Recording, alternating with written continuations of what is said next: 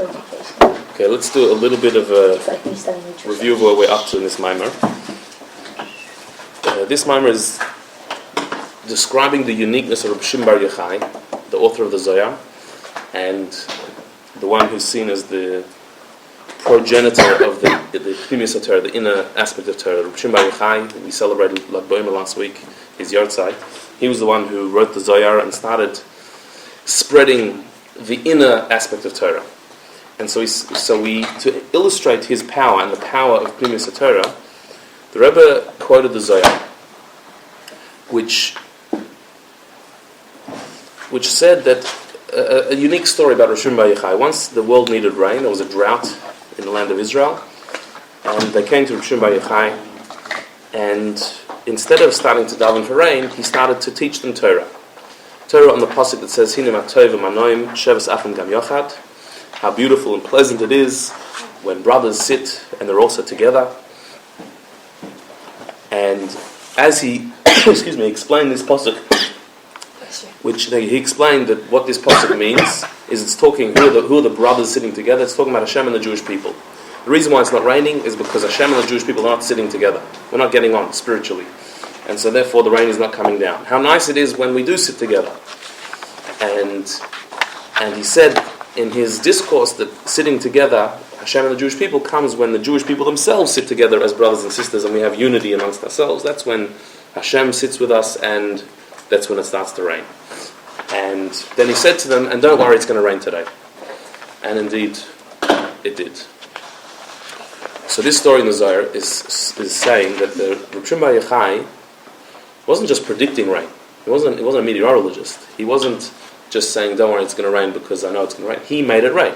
Through not davening, through teaching Torah, he made it rain. Which this is an unusual thing to do. Because it's one thing to daven for rain, but to teach Torah and make it rain? What's the connection?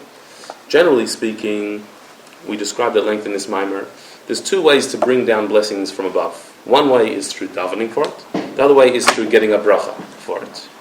And the difference is that when you receive a bracha comes from somebody who is above the source of the bracha, who is master of that bracha, who is able to dictate that this is supposed to happen and I want it to happen now.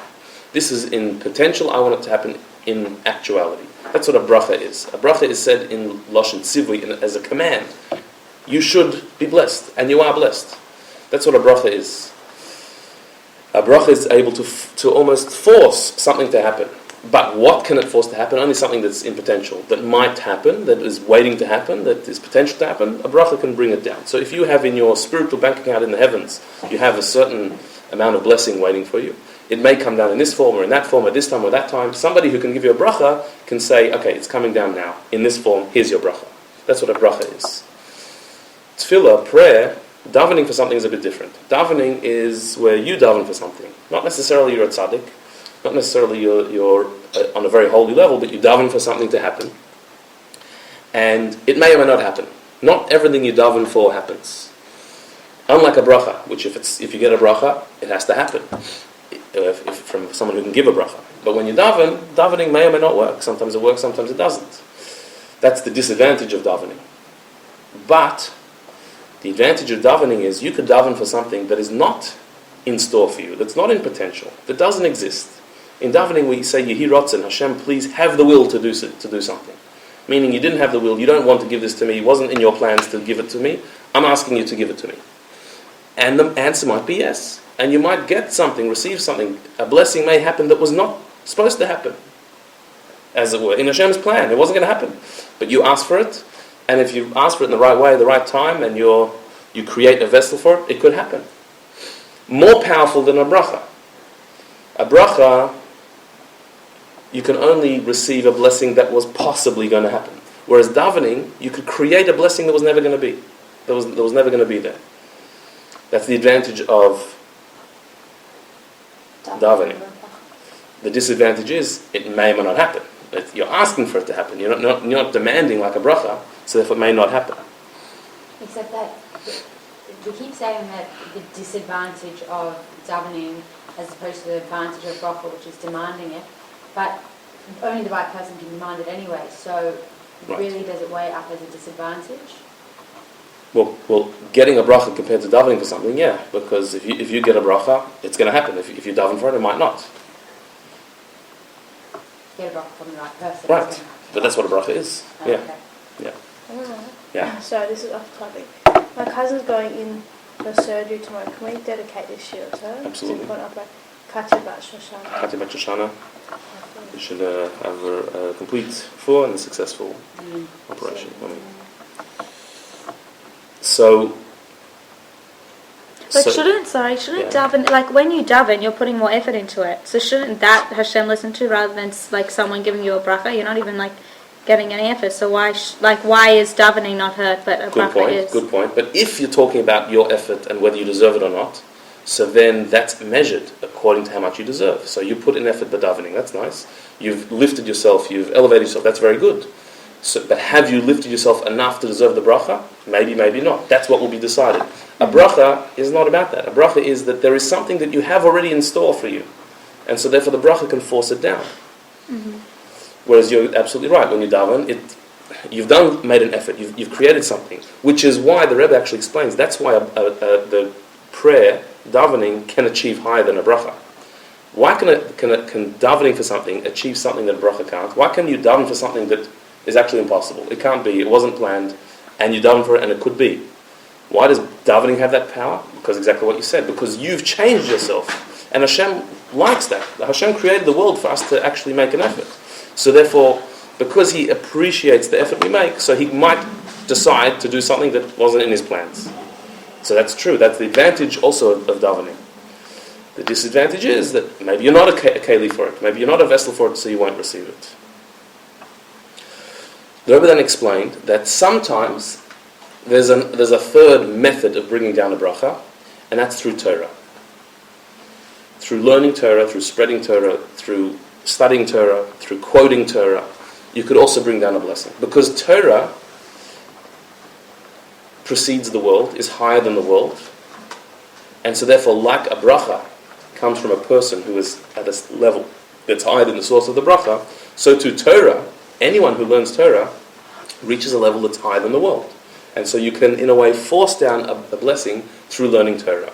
And a person who learns Torah with complete bittul, total nullification, through their Torah learning is able to achieve miracles, bring down things into the world that couldn't possibly be. The example we saw was with Pinchas ben Yair, Rabbi Shimon Yochai's father-in-law, who got a river to split. Like the Yidden had the Red Sea split for them, Rabbi Pinchas ben Yair had a river split for him. How did he do this? With the koach of his Torah. Because he was a Torah scholar, he paskened. And he said, I'm going to do a mitzvah, you river in the way, you have to move for me. Your mitzvah is to flow, my mitzvah is because I'm going to save a person who's been captured, a prisoner, needs to be redeemed. My mitzvah is bigger than your mitzvah, so therefore you have to spread your water and let me through. He paskened, if that's what you have to do. And so the river did it. He didn't daven for it. He didn't make a bracha. He paskened a Torah, a halacha, and it happened. So Torah has the advantage, the best of both worlds, that it is both as good as a bracha because it comes from higher than the source of the world. It's also got the power of tefillah that through Torah you can actually create something higher than was possible to happen, something that was not going to happen. And that we said was the advantage of Rabbi Shimon bar Yochai even over the other sages. And that is that Torah at the end of the day, even though it's higher than the world, but Torah is called Chachma, Hashem's wisdom. And wisdom, even if it's higher than the world, is still somewhat of a limitation. Rabbi Shimon bar Yochai reached something a little higher than that, much higher than that. Rabbi Shimon bar Yochai reached the Or Ein Sof, the infinite power of Hashem within the Torah.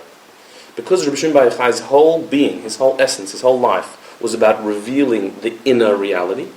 So in his Torah, the Torah he taught, there was a deeper power of Hashem. What was that deeper power? That the very infinite power of Hashem was in his Torah, so therefore he was able to achieve anything, any miracle through his Torah, including making it rain in the middle of a drought, and it wasn't supposed to rain at all. Like we said earlier in the Maimer, that there are certain keys that Hashem never gives over to anybody else. One of them is the key to rain.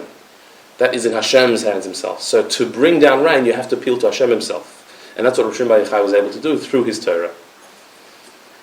And like we discussed a little bit last week, the difference between Pnimis Torah and Nigla, the inner Torah as opposed to the revealed Torah, is that when you learn any revealed part of Torah, when you learn Chumash, Mishnah, Halacha, when you learn these parts of Torah, so what you are learning about is a particular subject.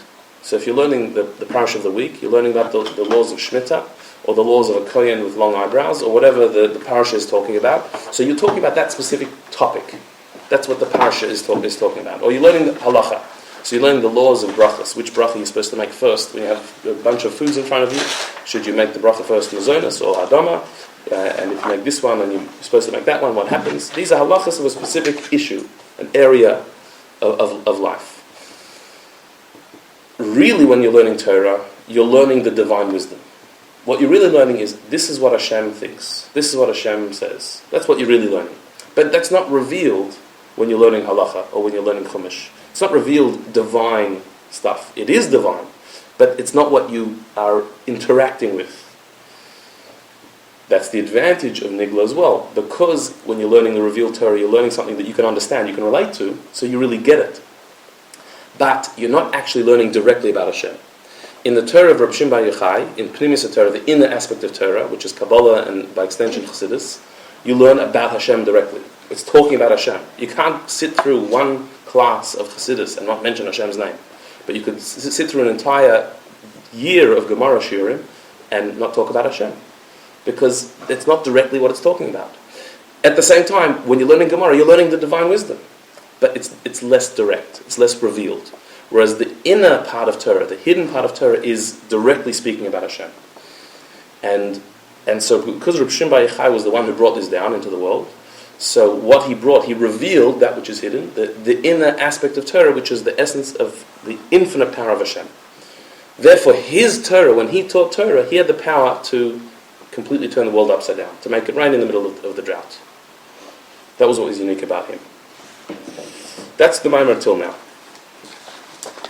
We're going to now continue in Vav. The letter Vav, so page Reish Nun Dalet, the top right should say Reish Nun Dalet.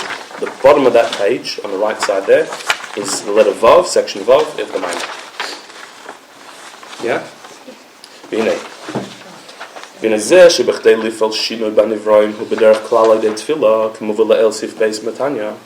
The fact that, generally speaking, normally, in order to make a change in the world, to revolutionize the world in some way, is generally done through prayer. As we said earlier, as we just explained, that if you want to make a change, not just something in potential should become actual, but change reality, change Hashem's mind, as it were, that's through prayer, through davening. There's two reasons why davening specifically can cause this, as opposed to getting a bracha for something. What are the two reasons? Why does davening have the power to cause something new to happen, as opposed to a bracha? Two reasons. First, because to make a change in the world, that the world should work differently to plan, differently to its normal way, that is through drawing down the infinite light of Hashem that is above the system of creation. Meaning, the world works in a certain way. There's a certain system that the world works by, and we call it the laws of nature. The laws of nature are that things happen in a predictable pattern. This is the way things go, and not otherwise.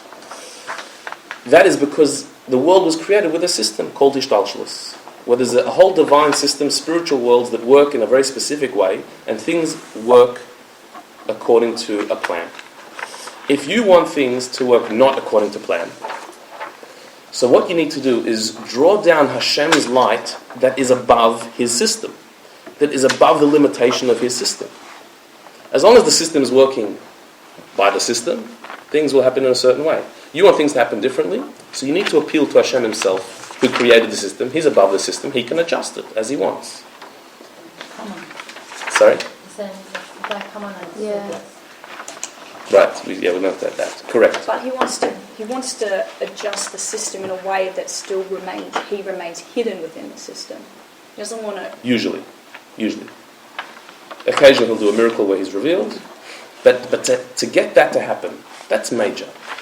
It's one thing to say, look, the system is like this, so let the system work this way, not that way. That's one thing. But to say, the system's like this, I want things to work like that. Normal things happen this way, I want it to work that way. That is a major thing. And for that you have to appeal, you have to draw down a light that's much higher, you have to appeal to a level of Hashem, you have to relate to a level of Hashem that is beyond the entire system. That takes major effort. So if it's now a drought, you want it to rain. It doesn't rain in a drought. That's not what happens. So to do that takes a major thing. Now how do you get to above the system? How does a person reach a level that's above the system? Third last line in the middle. And to draw this down, to draw a light down that's higher than the system, it's only through what's called an arousal from below, literally, by bringing up the feminine waters, which happens through prayer. Not to go into it too much, but the feminine waters here, it refers to the feminine and masculine, it refers to the relationship we have with Hashem. We are the feminine, Hashem is the masculine. The feminine waters means an arousal from below. If we make a massive change within ourselves from below, then Hashem reacts in kind, and He'll make a massive change from above. So Isra Sata is feminine waters? Correct, same thing. That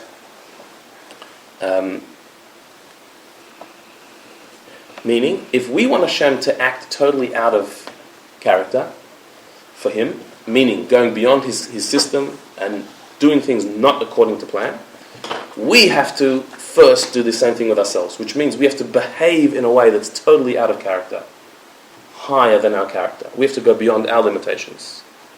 As long as you're stuck in your limitations, Hashem will interact with you in the same way, according to limitations, His limitations, which is the system He created. He's not limited, He made Himself limited. So if we want Hashem to act in some way that's higher than limitation, we have to go out of our own limitation. How do you do that? So one of the ways you do that is through davening. Because what davening is, when we daven, we are nullifying ourselves to Hashem. The thing about davening is that we're completely recognizing our powerlessness and we're giving it over to Hashem. We're not being stuck in our usual mindset, which is I'm in control and I've got to get everything done. We're recognizing that Hashem is the one in control and He's got to get it done. And that itself, that recognition, is a self-nullification, what's called bittul. And that's the way we go out of our self, our limitation.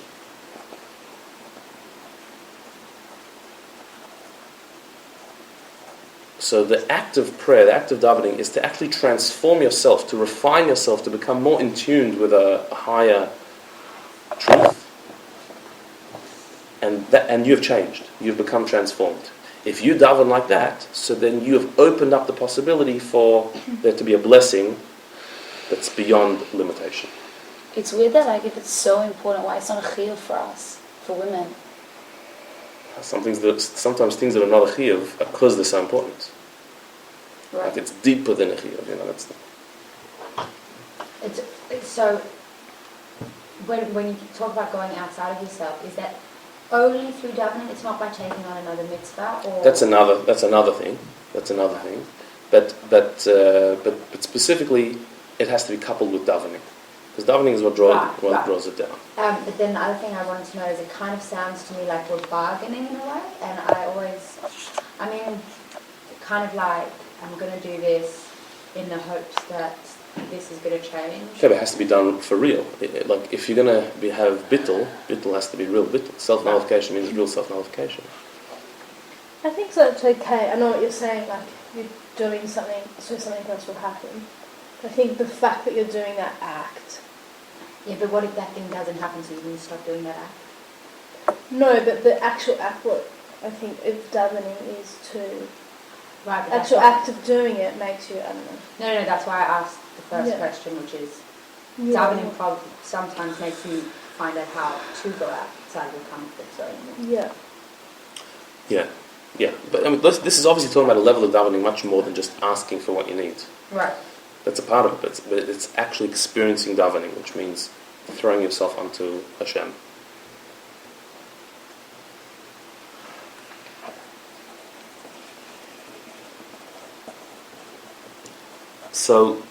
So this is the first explanation why davening can achieve a miracle, can achieve something beyond the limitation. Because what davening is going beyond your limitations. By you doing that, Hashem can react and go beyond His limitations.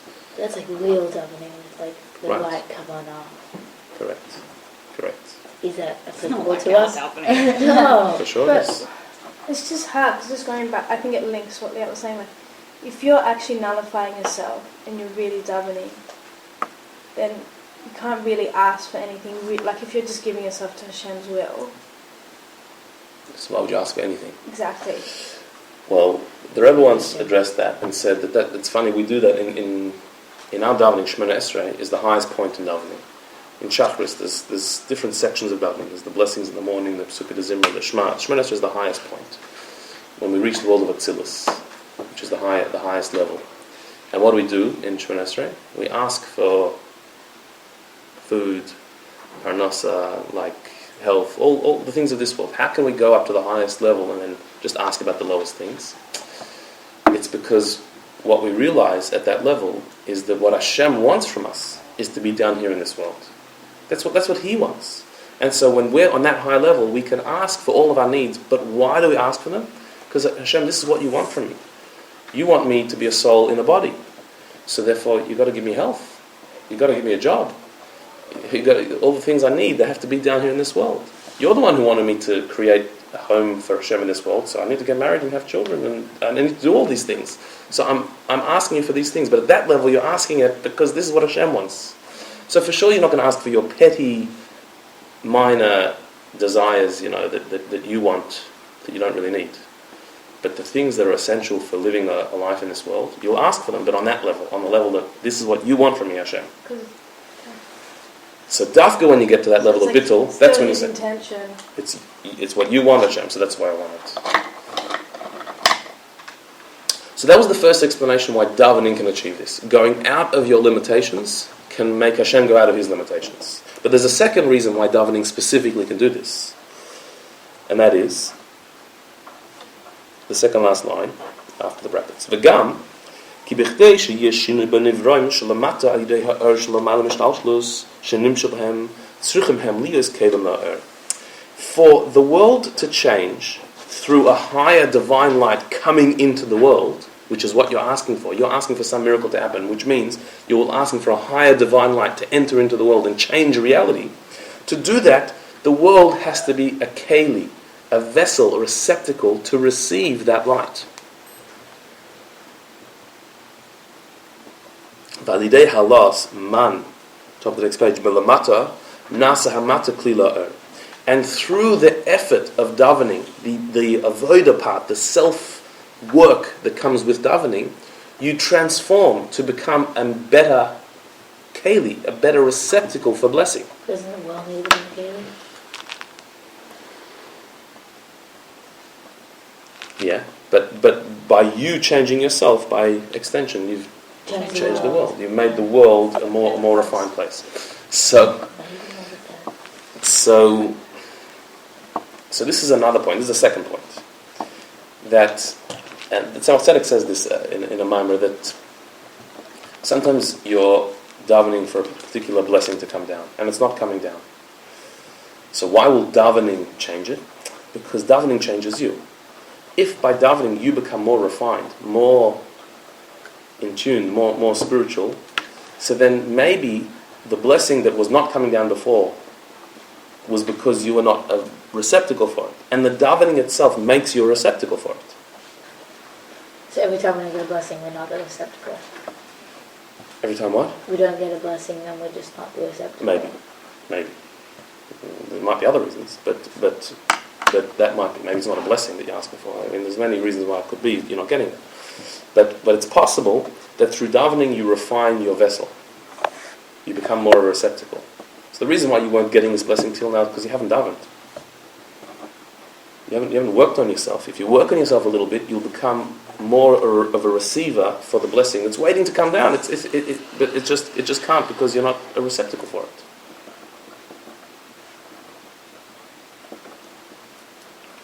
So davening has these two elements to it. One of them is that you go out of your limitations, so Hashem can go out of His limitations. The other one is that you refine yourself, so therefore you become more of a receptacle for the blessing that you're waiting for. But sorry, you know you said that like there are brachas already made, like, and you have to bring them down. Yeah. So if they're already made, then and you don't have a certain one, then what's the point of davening?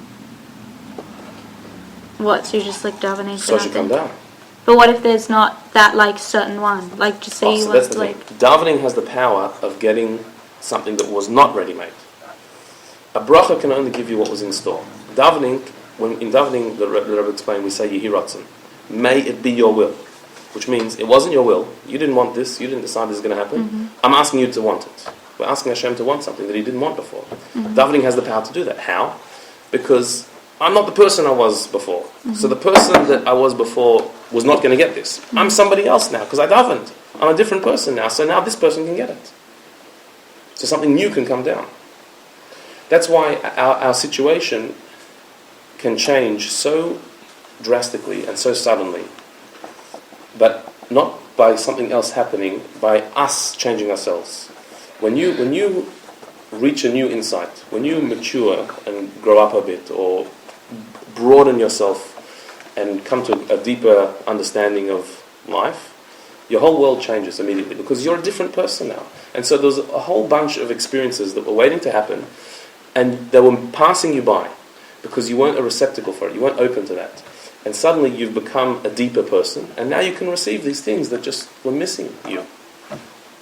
Because you're a different person. So things that were not going to happen as you were yesterday can happen today. Doesn't that negate who we essentially are? No, this is revealing a deeper level. Of yourself. Growing, yeah. Is this davening just shachris? Or is it like anytime you light candles? It's any davening. It's any davening, it's not right? formal It's not davening, just... it's any davening. Okay, yeah, sorry. Yeah.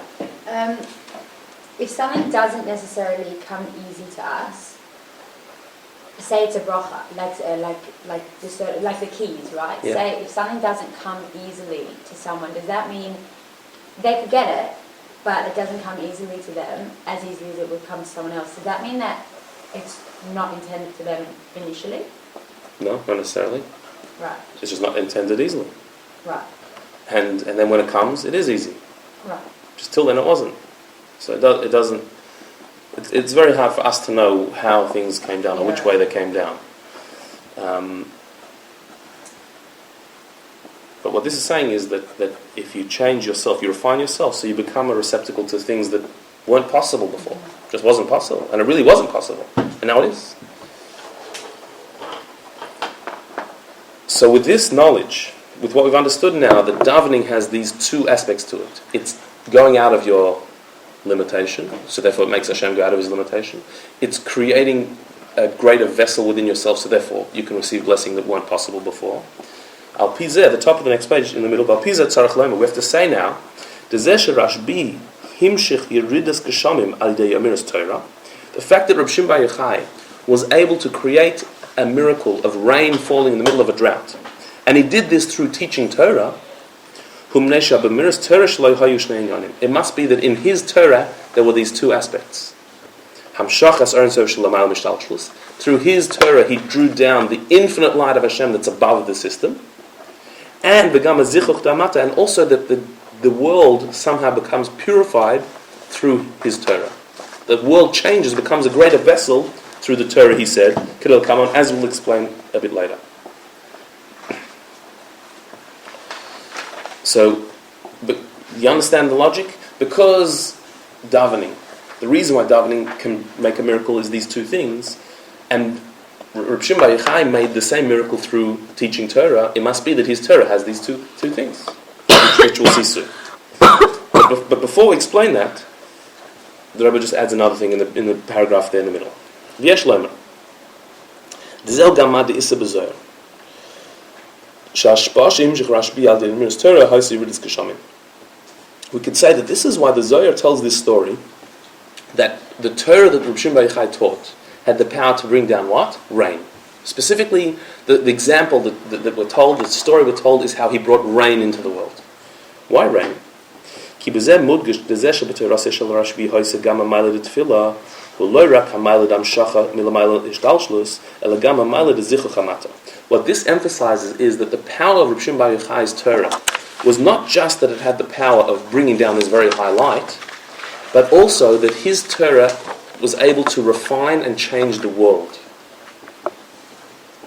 Meaning when he would teach Torah, that Torah would actually change the atmosphere of the world. Why? Because he was like a great person, or just because the way he did it? Because of what his Torah was. Because of who he was and what he was teaching. That he was the soul that brought down Pnimius Torah, and we'll see why in a minute. And so therefore his Torah actually physically made the world different, refined the world. Why? Why is rain the perfect example of this? Well, you know, the idea is this.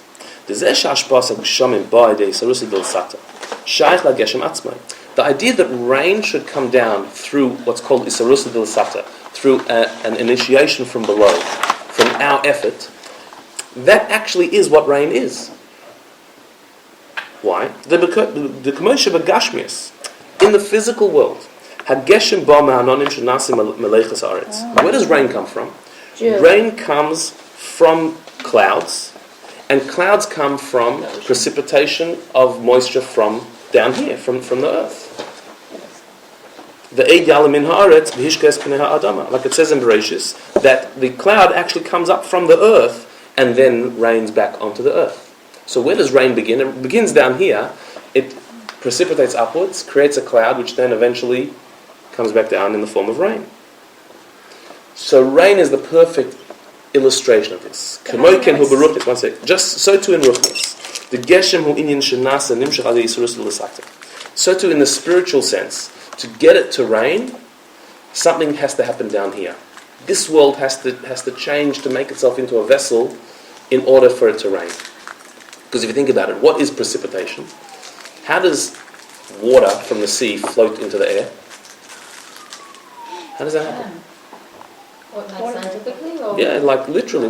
How does water float? Water doesn't go up in the sky. Water. Turns into a gas. So it turns into a gas. So how does that happen? It gets hot. Through the heat. The warmth causes the water to lighten, to become lighter, so it can float, so it can go upwards. So what does that mean? When you refine the water down here, when you make it finer, more subtle, more gentle, it's able to float upwards and cause the rain to come down. So, which is an exact illustration of what we're talking about. That in order to bring down a greater blessing from above, call it rain. Whatever the blessing is. It's symbolized by rain. So the below has to refine itself to be able to float upwards. The world has to become more refined, a greater vessel, in order to receive that blessing. So therefore the Zohar's story, it probably happened many times that Rabbi Shimon Bar Yochai taught a lesson and a miracle happened. The story that we have is the one about rain. Because rain is an absolute image, it's an illustration of exactly what the concept that we're talking about. And that is to create a blessing from above, which is rain. The world below has to become refined, to become a vessel for it. It's created from down here. And so Rabbi Shimon Bar Yochai, when he taught Torah, he caused a precipitation. He caused the world to be more refined and therefore receive greater blessing. He caused an evaporation. Yeah. Can I just ask for a second? It kind of sounds like it's a cycle, right? How do we know where it started? In Bereshis it says Va'ed Yalam min haaretz, that in Bereshis it says it starts from the earth.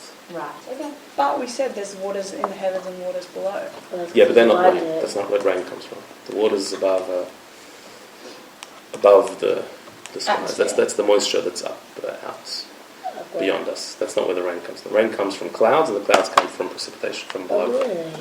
So what's the ones in the heaven? Yeah, what are they? The waters in the heavens? Yeah. Ma'amel Yonim.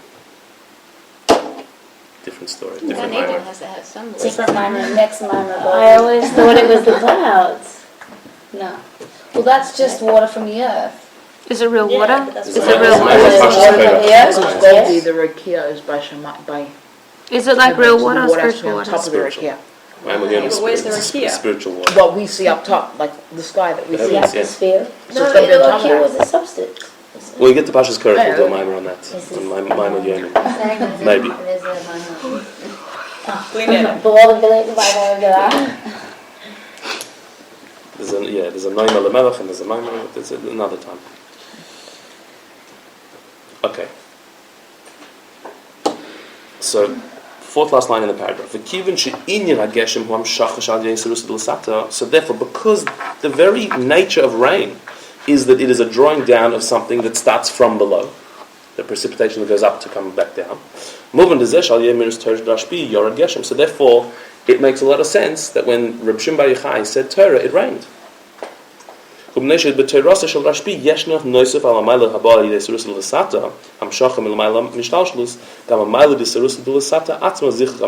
it must mean that the power of Reb Shimon Bar Yochai's Torah was not just to draw down a very high light, but also to affect the world down here, to refine it, so it can create the blessing to come down, which is called Zich Hamata, the refinement of the world, of the lowly world.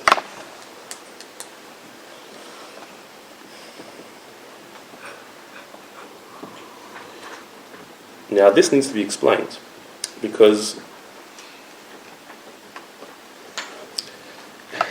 what we've been saying all along, and what we said earlier in the Maimer, is the difference between Torah and Tefillah. And this was a question that Maimer began with. The difference between learning Torah and davening is that davening starts from below, whereas Torah starts from above. If you recall, davening is us speaking to Hashem.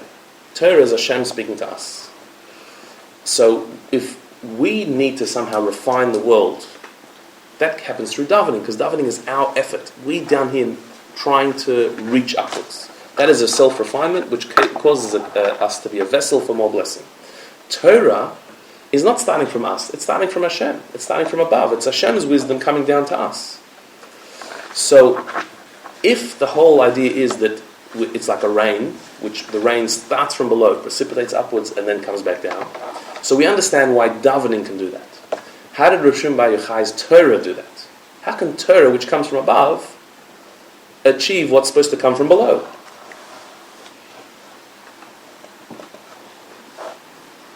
Say it again. Yep. That earlier in the Maimon we explained that the difference between Torah and Tefillah is the starting point and the ending point. Torah started above and came down. Tefillah is we starting down here and going upwards. The Tefillah is described as the Sulam Mutzav Arza, the ladder that Yaakov saw. It's Mutzav Arza, it starts in the ground and it ends in the heavens. And the whole idea of davening is you start at this lowly point down here, and you, through your own effort and your own meditation and concentration, lift yourself higher. That's what davening is, going from below upwards. Torah is not that. Torah is wherever you might be. We're not talking about you. Torah is talking about what Hashem thinks. When you learn Torah, you're starting up there. Hashem's wisdom is coming down to you. It's starting from above and coming down below. So prayer has the ability to elevate us. Torah has the ability to draw down a light. So if we would be saying that Reb Shimon Bar Yochai's Torah was so powerful it drew down this amazing light, like we said earlier, that like a bracha can draw down a light from a high source and bring it down, so Torah can also draw down. We understand that. Now we're saying that Reb Shimon Bar Yochai's Torah had the power to refine the world and elevate it, like the precipitation of the water to create the rain. But that's not the direction Torah goes. Torah, it goes from up to down, not down to up. So how are we now saying that Reb Shimon Bar Yochai's Torah has the power to elevate the world to a higher place? Torah brings down godly light to the world, but not elevates the world towards the godly light. Yeah? You get the question? Not quite? Was he davening and at the same time? Then the whole question would begin, if he was davening also. He was saying that he did this through Torah. He didn't daven. But Torah draws down light. Davening lifts up the world. How is he able to lift up the world? Through Torah. But our davening has Torah portions in it, like Shema. Right, we're not learning Torah then. We're not learning Torah then. We're davening. We're davening. What matters in the davening is the avodah shebelev, your work in your heart. That's the definition of davening. If you daven your own words, it's also called davening. If you learn Torah in your own words, it's not Torah. If you've got to learn what the Torah says. You can put it in your own words, but it's got to be what the Torah says, not what you say. Davening is about your feeling. Torah is not about your feelings, it's about what does it say. So maybe it's not Torah in general, maybe it's the actual Torah that he was teaching. But still, even then, how can teaching Torah elevate the low to be higher? That's what needs to be explained. I think it's a bit complicated, but I think It's so easy. no, it's okay. But it doesn't sound to me that Rabbi Shimon Bar Yochai made Hashem make it rain. The way you're speaking about it, it sounds like he made it rain, and you described it as there's the three keys, right? So it's almost as if like Hashem was a conduit through Rabbi, like through him, through that Torah, but not like the same thing when you said about this Seder, like if you want Hashem to act outside of the Seder, you delve into him. Maybe Rabbi Shimon Bar Yochai's Torah was able to go above everything and straight to the place of Hashem that's beyond Seder. And then That is understandable. That part is understandable. But we've said a further thing here. We said that no, the reason why we're told the story about rain, that it was rain he brought, is to illustrate the second point. right. That Rabbi Shimon Bar Yochai's Torah was like rain. Just like rain starts from here, and through refining the water floats upwards. So too, Rabbi Shimon Bar Yochai's Torah made the world a more refined place in order to receive the blessing.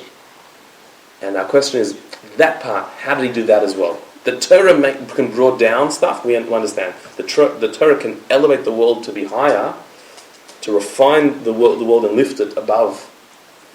Where does that come from? There's a difference between, and this is an important point throughout Chassidus, there's a difference between drawing down light or lifting up the vessel. An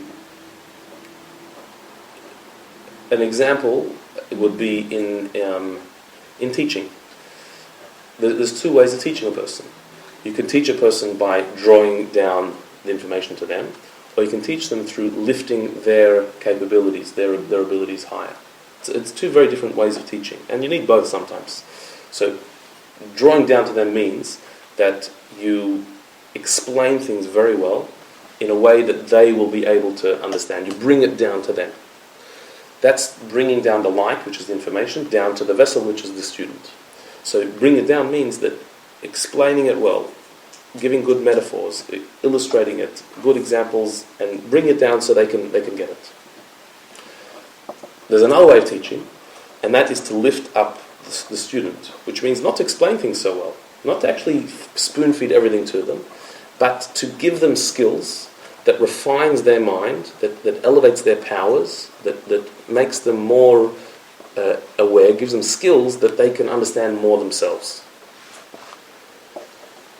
And being a teacher or being a student, you need both of these things. If you're only given from above, always, spoon-fed everything, so then you have a lot of information but no skills.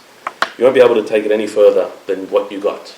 So you've got a lot of great information, but you haven't got any skills to take it yourself, to take it further. So you only know what you were taught. That's not enough. On the other hand, if you're only taught skills but not given information, so then you've got a lot of ability, but you haven't got the facts. You haven't got any knowledge. You need to have both. So a good teacher will be one who's able to balance these two skills. To, on the one hand, give a lot of information, but at the same time be aware of the students' capabilities and sometimes make sure that they're getting at themselves. So hide a little bit, make them think a little bit. Stop it. Instead of telling them, feeding them all information, tell them a little bit and say, and can you figure out what that means? Or what do you think's coming next? And by holding back a bit, that draws them upwards and they have to actually make effort. So, in a similar way, in our relationship with Hashem, in getting close to Hashem, there's two ways of doing it. There's through learning Torah and there's through davening. The difference is learning Torah is where Hashem has given us the Torah. He's given us the light, the wisdom, and we just have to sit and learn it. Davening is where we're given nothing. You have to become introspective and work and refine yourself and try and feel a bit of light. That's the effort of davening. Feeling light in Torah is much easier. I mean, it takes a bit of concentration, a bit of focus, but just sit and learn, and the light has been given to you. To feel light in davening, to actually feel a bit of light in davening, that's not easy. That takes work. We're not really up to that all the time. To sit and daven and actually feel something, that takes work, but that's your effort. That's refining yourself, your vessel. So, it's very understandable that when you do that, when you do daven and you feel a bit of light, when you feel a bit of connection through davening, you have lifted yourself to a higher place. Whereas when you feel light through learning, that's because Torah has come down to you. Rabbi Shimon Bar Yochai taught Torah and not only brought down light, but lifted the world to be elevated and higher. He did both. And that needs to be explained how. Why can't it be because he, the same way we work at davening, he didn't just get this from the Torah, he worked to bring something new out of Torah. Therefore, by working and bringing that out, that's how he elevated them. It was something that he brought out. But all that does is bring more light. So there's more light. Is it possible that the rain that he brought was not ordinary rain? It wasn't the rain that we're talking about when it's precipitation. It was another rain. The rain from... No, the whole point is it rained. It rained. That whole thing of changing nature. It's normal.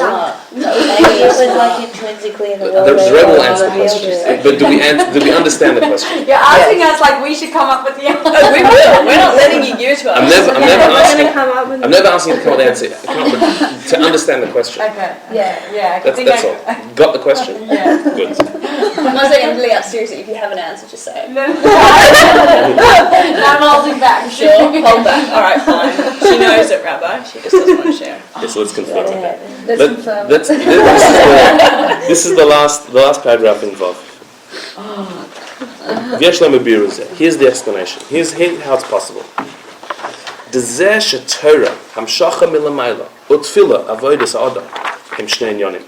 The fact that in normal conversation we would say that Torah, which is a drawing down of light from above, and tefillah, prayer, which is avodas ha'adam, the elevation of a person, a person working on themselves from below. The fact that we would normally define them as two very different things, in totally different directions, and each one has an advantage. The advantage of drawing down light is that you're drawing down from the source and it's coming down. The advantage of going from below is you're actually refining below to go upwards. Each one has a plus. Like the two ways of teaching, we said each one has a plus. The fact that they're two separate things, that each one has an advantage over the other, that is only if we're talking on the level of the soul as it has become a separate entity. But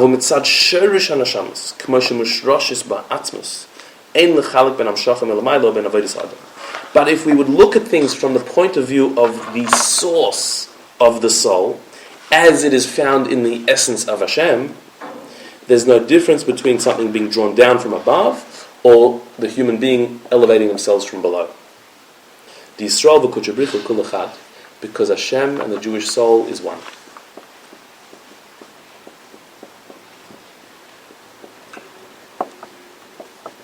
So why are we doing the other stuff? Wait.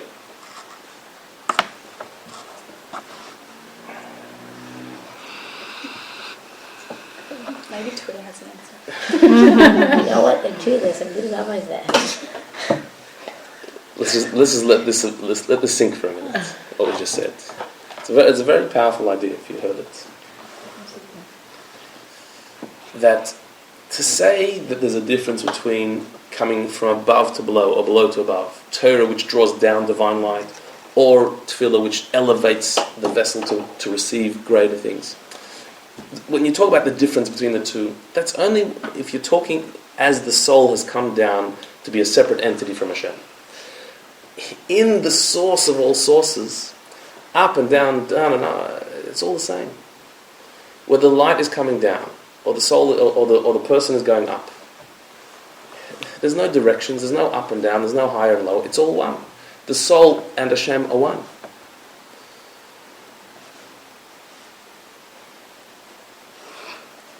Meaning, as we look at the world from an external perspective, spiritual but external, there's your soul and there's Hashem, two entities. And the relationship is going one way or the other. So it's either your soul reaching upwards to Hashem, or Hashem stretching downwards to you. And they're two opposite things, and there's an advantage of this and an advantage of that. That's as you're looking at them as two entities. But if you look at it from a deeper perspective, the inner perspective, the deeper reality is, it's all one. Hashem and your soul is one thing. So whether he's reaching to you or you're reaching to him, what's the difference? There's no direction. He's up and you're down. You're all one thing. The souls are one. It's only from an external perspective that there's a difference between the two. But on an inner, deeper level, it's all the one thing.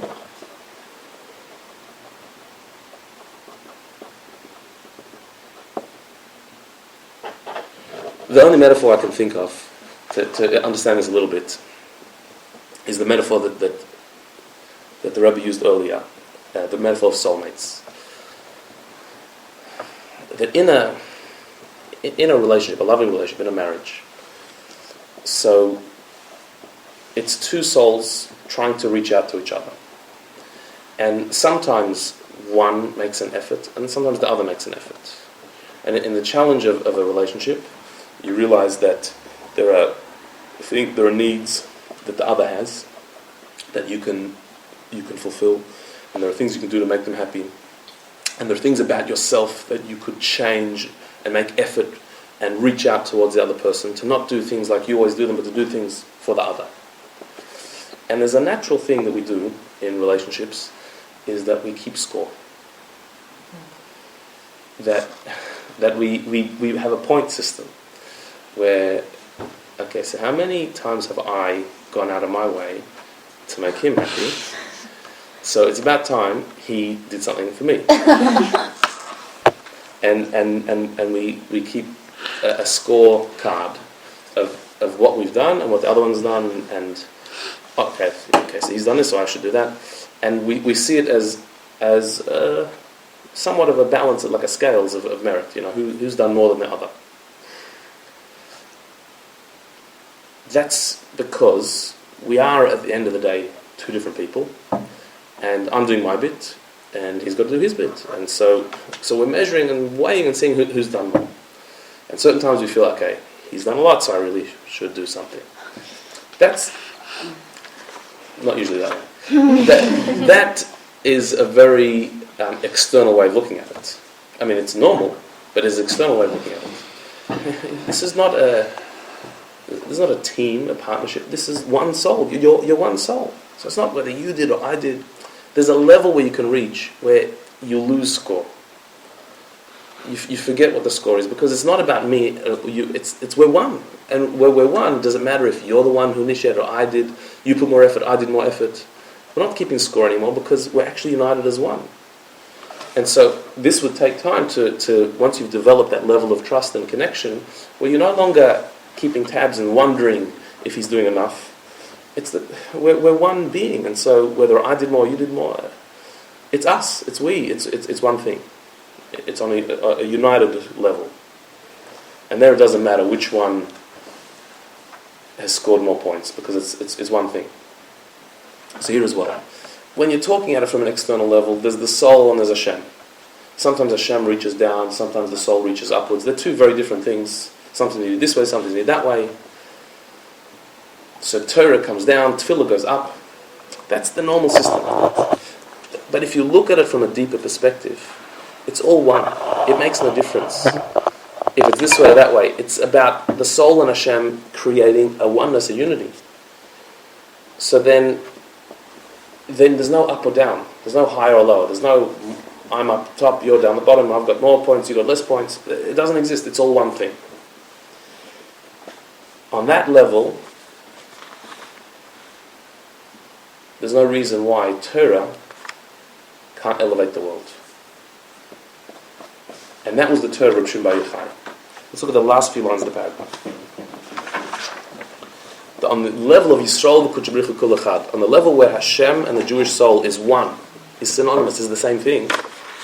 The Gilui Inyan Zeh, the revelation of that, the revelation of the oneness of the Jewish soul with Hashem, Yisrael v'Kodesh Baruch Hu Echad Mamash. where it was revealed, where you can see that Hashem and the Jewish soul is one. Where do you see that? Ubipnimis Torah, is in the inner Torah.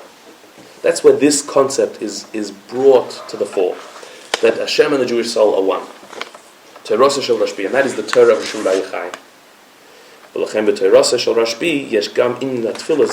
And that's why in his Torah, in the teachings of Rishon Bar Yochai, you have not just the drawing down of amazing light, you have the refining of the world from below. You have the precipitation of the rain, not just the rain coming down. Because his Torah is the personification of the oneness of Hashem and the Jewish soul. That's what his Torah is all about. Is that because that's what his Torah speaks about? Because that's what it speaks about, and it reveals it. That's the perspective of the Torah. The place that Rishon Bar Yochai's Torah is coming from is the place where Hashem and the Jewish soul are one. It's pretty close to what you said. Is it also about Rabbi Shimon Bar Yochai? Like, does his he also have on that level? Yeah. I mean, we all do. Yeah. In a way. But he was revealed. He was on a revealed way in that way. That's also kind of what I was saying. I have a question about Because we're all one. where Hashem and us are one. Yeah. I think that obviously there's a part of us that's one, fine. But then what about the part that Hashem doesn't want something for us or wants something for us that we do or don't want for ourselves? And it's an exterior thing. It's definitely because it's happening to us in our physical. But what if we think that spiritually we need it and Hashem doesn't? Or what if we think for the right reason? Why do you think Hashem should think we need it too? Or not need it? Isn't that a divide? Yeah, if you're thinking on that level, then you're not thinking on the level of oneness. Right. Okay. Right. But when you're one with Hashem, then what you want and what He wants, it's all the same. Is That's that like I said, like that? like I said earlier, that Hashem wants you to have this worldly blessings. And when you want it the same way He wants it, so then it has to happen.